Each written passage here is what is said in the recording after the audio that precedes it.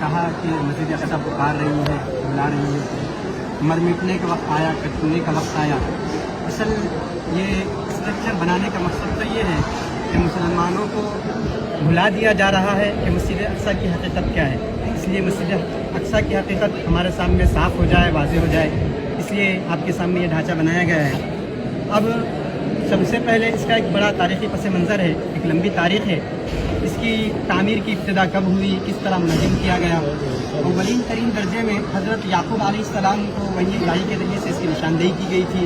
پھر اس کے بعد انہوں نے تعمیر کی ابتدا کی۔ حضرت داؤد علیہ السلام نے بھی تعمیر کو جاری رکھا۔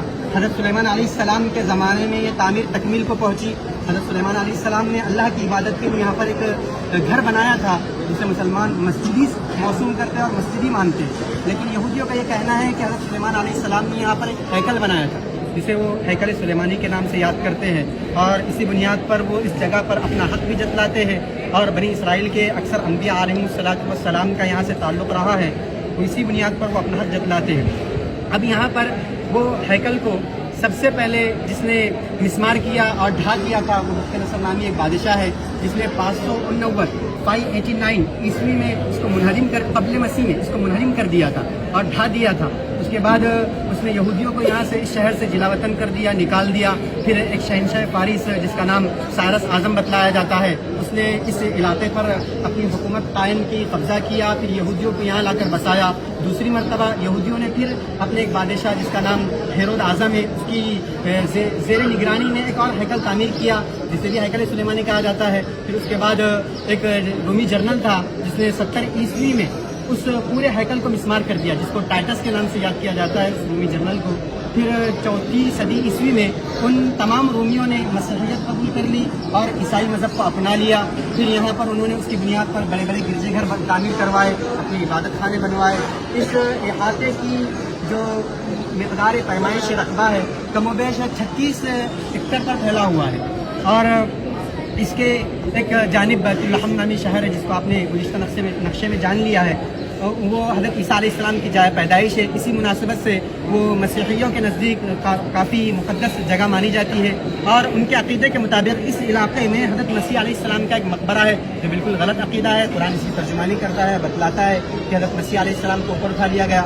اب یہ مسیحیوں کے قبضے میں رہا، مسلمانوں کے قبضے میں کب آیا؟ اس کی تاریخ کچھ اس طرح ہے کہ حضرت عمر رضی اللہ تعالیٰ عنہ کے زمانے میں عہد فاروقی میں اس کو مسلمانوں نے اپنے قبضے میں لیا۔ حضرت عبید اللہ بن جراح رضی اللہ کے زمانے میں حضرت عمر رضی اللہ تعالیٰ عنہ کی خلافت کے دور میں اس کو اپنے قبضے میں لیا، اور اس وقت یہ بالکل مسمار ہو چکا تھا۔ حضرت عمر آئے، یہاں پر اس جگہ کو صاف کیا، اس علاقے میں حضرت عمر نے نماز پڑھی اور یہاں پر ایک چھوٹی سی لکڑیوں کی مسجد تعمیر کی تھی۔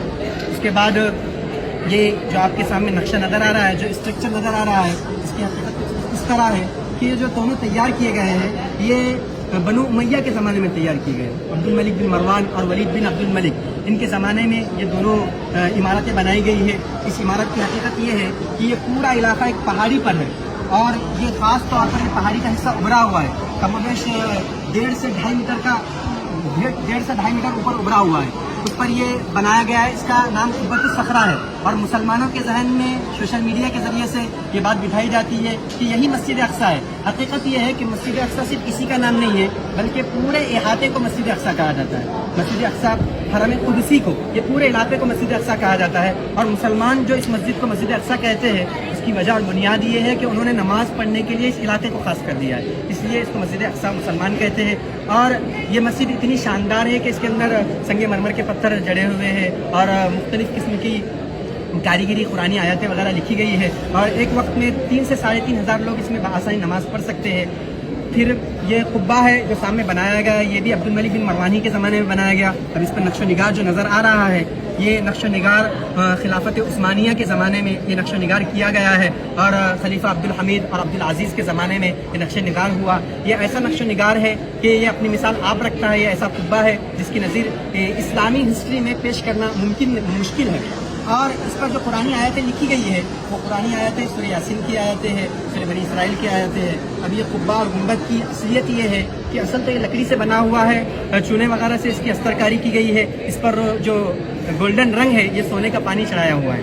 اب اس طرح یہ جو قبے نظر آ رہے ہیں، اس طرح کے کئی قبے اس علاقے میں موجود ہیں۔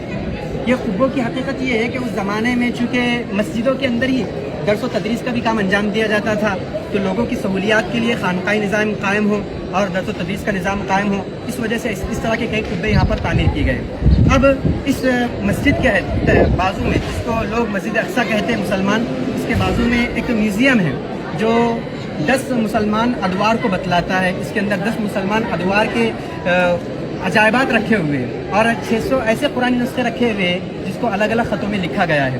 اب یہ دیوار ہے، اس دیوار کے متعلق مسلمانوں کا عقیدہ تو یہ ہے کہ یہاں پر آپ علیہ السلام کا براق باندھا گیا تھا۔ عیسائی یہودیوں کا عقیدہ یہ ہے کہ 70 عیسوی میں جو رومی جنرل تھا ٹائٹس، اس نے جو ہیکل سلیمانی تعمیر منہدم کر دیا تھا، اس کا باقی ماندہ حصہ یہ ہے۔ اسی وجہ سے وہ اپنی ایک عبادت کی نشاندہی کے طور پر یہاں پر آتے ہیں، گریہ مزاری کرتے ہیں، اپنی منتوں مرادوں کی چٹیاں یہاں پر رکھتے ہیں۔ اور اس طرف کا جو علاقہ تھا، یہ شہر کی آبادی تھی، یہاں پر ایک مسجد آباد تھی۔ اس کے بعد مسلمانوں کی وقت کی جائیدادیں تھیں، ان کم وقتوں نے ان جائیدادوں پر حملہ کر دیا، مسجد کو مسمار کر دیا اور اپنی عبادت کے لیے خاص کر دیا۔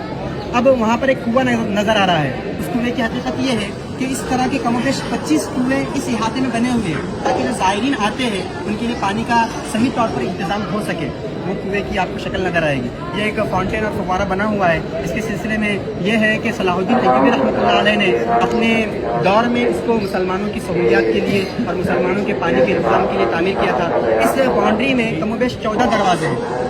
ایک دروازہ نمونے کے طور پر بنا دیا گیا ہے جس کو گولڈن ٹیمپل کہتے ہیں۔ یہاں پر سلیمان علیہ السلام کا استبل کہا جاتا ہے اس کو۔ پہلے زمانے، اب تو اس کی کوئی علامت اور نشانی باقی نہیں رہی، بلکہ یہاں پر ایک نیچے تل میں ایک مسجد ہے جس کو مسجد مروان کہا جاتا ہے، اور وہی مسجد کے متعلق یہ بات بھی ہے کہ یہی وہ مسجد ہے جہاں مریم علیہ السلام رہا کرتی تھی، اور یہ اب اس کی کوئی حقیقت باقی نہیں رہی۔ اسی طرح ہم یہ آپ کے سامنے جو اسٹرکچر اور پورا نقشہ پیش کر رہے ہیں، مقصد تو یہ ہے کہ کسی نہ کسی طرح ہمارے ذہن میں مسجد اقصیٰ کی یاد تازہ ہو جائے اور یہ بات ہمارے ذہن میں آ جائے کہ مسجد اقصیٰ کیا ہے، کیا حقیقت ہے، تاکہ ہمارا جو اس سے رشتہ ہے وہ مضبوط سے مضبوط ہوتا جائے اور ہم اس کے سلسلے میں فکر اور کوشش کریں۔ اللہ تعالیٰ سے دعا ہے کہ اللہ تعالیٰ اس بات کی توفیق عطا فرمائے۔